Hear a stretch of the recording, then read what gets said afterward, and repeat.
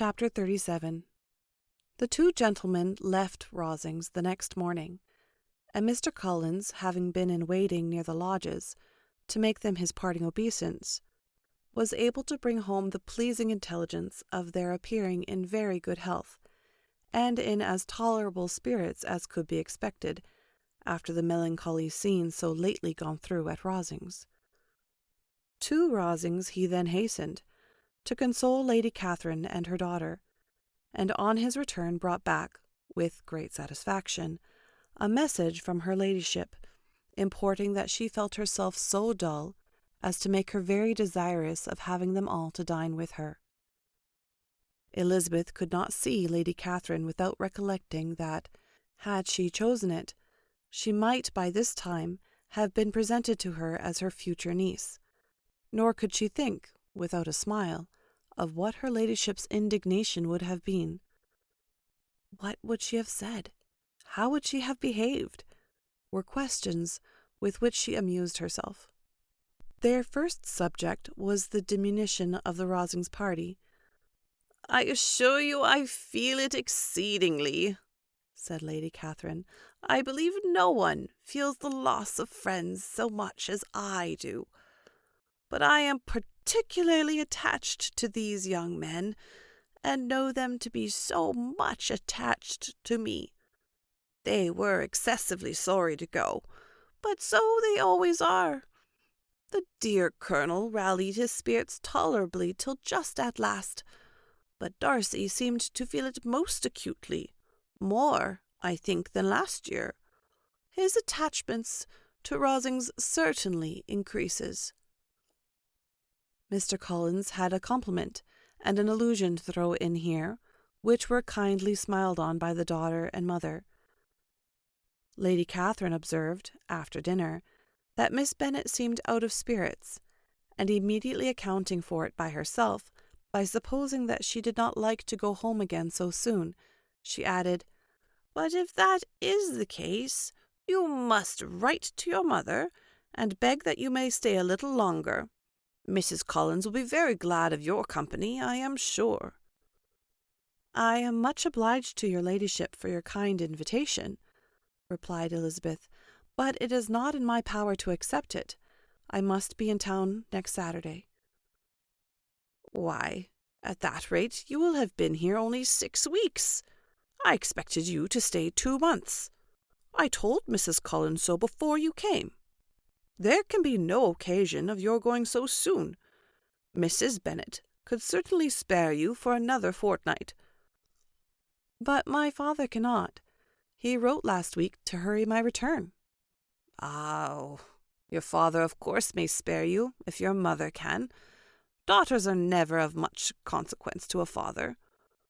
And if you will stay another month complete, it will be in my power to take one of you as far as London, for I am going there in early June for a week, and as Dawson does not object to the barouche box, there will be very good room for one of you, and indeed, if the weather should happen to be cool, I should not object to taking you both, as neither of you are large."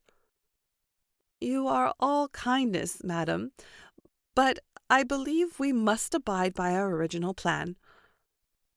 Lady Catherine seemed resigned. "Mrs. Collins, you must send a servant with them. You know I always speak my mind, and I cannot bear the idea of 2 young women travelling by post by themselves. It is highly improper. You must contrive to send somebody. I have the greatest dislike in the world to that sort of thing. Young women should always be properly guarded and attended, according to their situation in life. When my niece Georgiana went to Ramsgate last summer, I made a point of her having 2 men-servants go with her. Miss Darcy, the daughter of Mr. Darcy of Pemberley, and Lady Anne, could not have appeared with propriety in a different manner.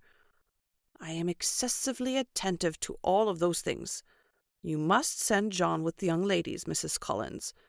I'm glad it occurred to me to mention it, for it would really be discreditable to you to let them go alone." "My uncle is to send a servant for us." "Oh, your uncle. He keeps manservant, does he? I am very glad you have somebody who thinks of these things. Where shall you change horses? Oh, Bromley, of course. If you mention my name at the bell, you will be attended to. Lady Catherine had many other questions to ask respecting their journey, and as she did not answer them all herself, attention was necessary, which Elizabeth believed to be lucky for her, or, with a mind so occupied, she might have forgotten where she was. Reflection must be reserved for solitary hours. Whenever she was alone, she gave way to it as the greatest relief. And not a day went by without a solitary walk, in which she might indulge in all the delight of unpleasant recollections. Mr. Darcy's letter she was in a fair way of soon knowing by heart. She studied every sentence, and her feelings towards its writer were at times widely different. When she remembered his style of address, she was still full of indignation, but when she considered how unjustly she had condemned and upbraided him, her anger was turned against herself, and his disappointed feelings became the object of compassion.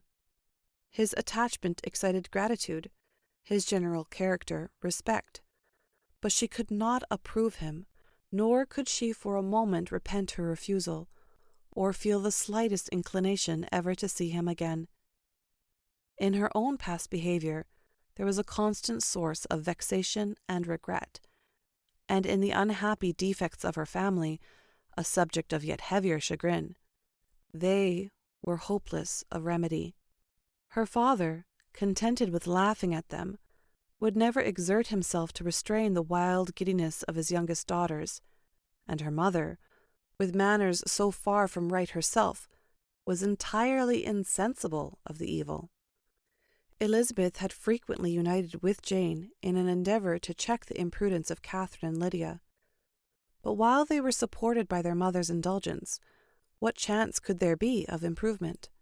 Catherine, weak-spirited, irritable, and completely under Lydia's guidance, had always been affronted by their advice, and Lydia, self-willed and careless, would scarcely give them a hearing.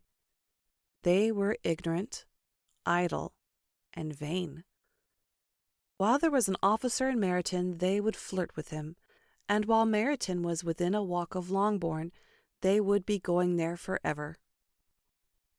Anxiety on Jane's behalf was another prevailing concern, and Mr. Darcy's explanation, by restoring Bingley to all her former good opinion, heightened the sense of what Jane had lost.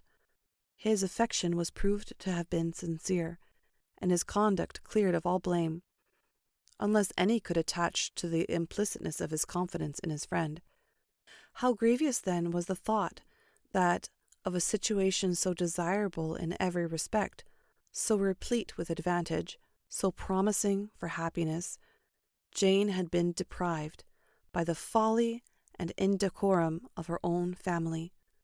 When to these recollections was added the development of Wickham's character, it may be easily believed that the happy spirits, which had seldom been depressed before, were now so much affected as to make it almost impossible for her to appear tolerably cheerful.